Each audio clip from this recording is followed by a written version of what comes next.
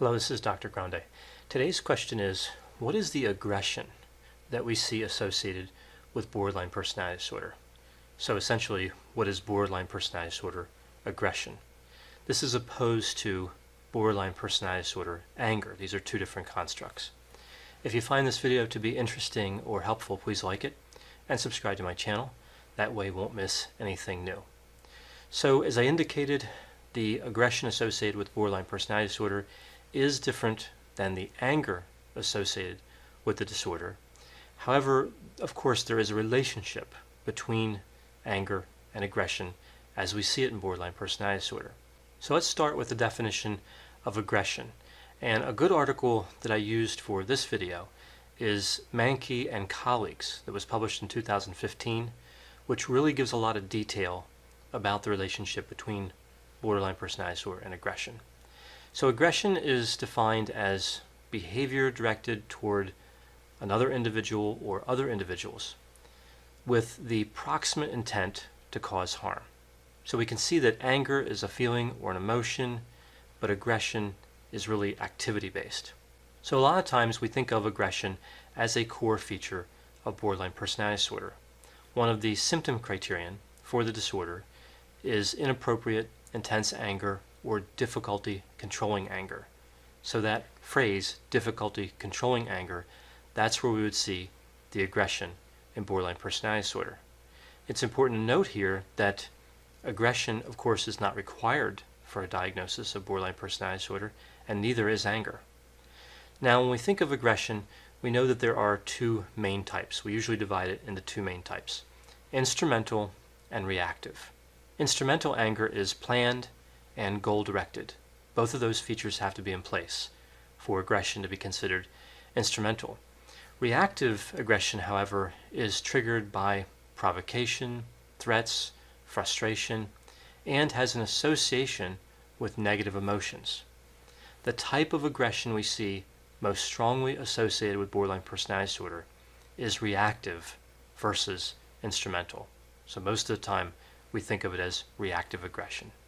We know that reactive aggression, as we see it in borderline personality disorder, is associated with having relational dysfunction. And this is a fairly easy connection to make. Also, we see that it predicts future aggression. So one act of reactive aggression tends to predict future acts of reactive aggression. We also see that this reactive aggression is most present in close relationships, particularly romantic relationships. And we also see that it's associated with intimate partner violence. Now, in that study I mentioned earlier, Mankey and colleagues, 2015, there are several dimensions that are put forward as being related to reactive anger and borderline personality disorder.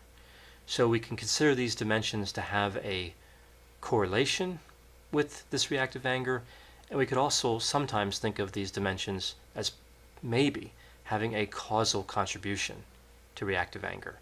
So understanding aggression at a dimensional level helps us to understand how we can treat it more effectively.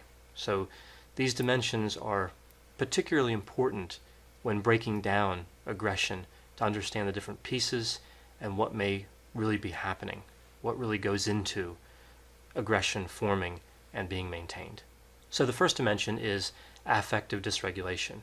And again, we see this as one of the symptom criterion in borderline personality disorder, affective instability. These two concepts are fairly similar. Here we see negative affect that is not controlled. And most of the time when we say negative affect that is not controlled in relation to aggression, we're talking, of course, about anger. The next dimension is impulsivity. This too lines up with the symptom criteria we see with borderline personality disorder. There's a symptom criterion, impulsivity, in at least two areas. So here we see with impulsivity, there's a correlation to aggression, particularly when impulsivity and anger are combined. Impulsivity actually doesn't explain aggression very well in the absence of anger. So we think that there's an interaction effect here. This is when two different constructs come together and have a particularly strong effect. Impulsivity and anger together seem to predict aggression. The third dimension is threat hypersensitivity. And we see this as an enhanced perception and a bias in perceiving threats. And there are a few different examples of this, and they're actually fairly interesting. We have studies that show that with borderline personality disorder, individuals with this disorder tend to see threats even in neutral facial expressions. They're more likely to do that than somebody without borderline personality disorder. They also tend to see threats in ambiguous facial expressions. So what about when facial expressions are actually negative? Well, individuals with borderline personality disorder, more so than those that do not have it, have difficulty disengaging when they see negative facial expressions. So they tend to stay engaged, and of course we believe this increases the probability of aggression. The last dimension here that we think may have a strong association with aggression and borderline personality disorder is empathic functioning. And we usually divide empathy, the ability to empathize, into cognitive empathy and affective empathy. And what we see with borderline personality disorder is the cognitive empathy piece, and this is the type of empathy where you can infer the mental states of other individuals. This tends to be decreased in individuals with borderline personality disorder. Interestingly, affective empathy, which is the emotional engagement part of empathy, this is intact in most instances of borderline personality disorder. Now, this is a bit of a surprising finding. When we think of empathy and borderline personality disorder, we usually think of it in terms of a global deficit, meaning a deficit in cognitive empathy and a deficit in affective empathy. It's also interesting to consider empathy in borderline personality disorder and comparing it to empathy in narcissistic personality disorder. Narcissistic personality disorder, of course, another cluster B personality disorder.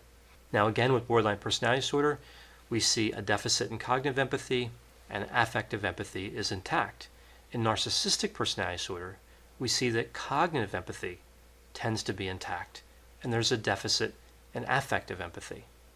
So very interesting how these two personality disorders are different just in relation to empathy.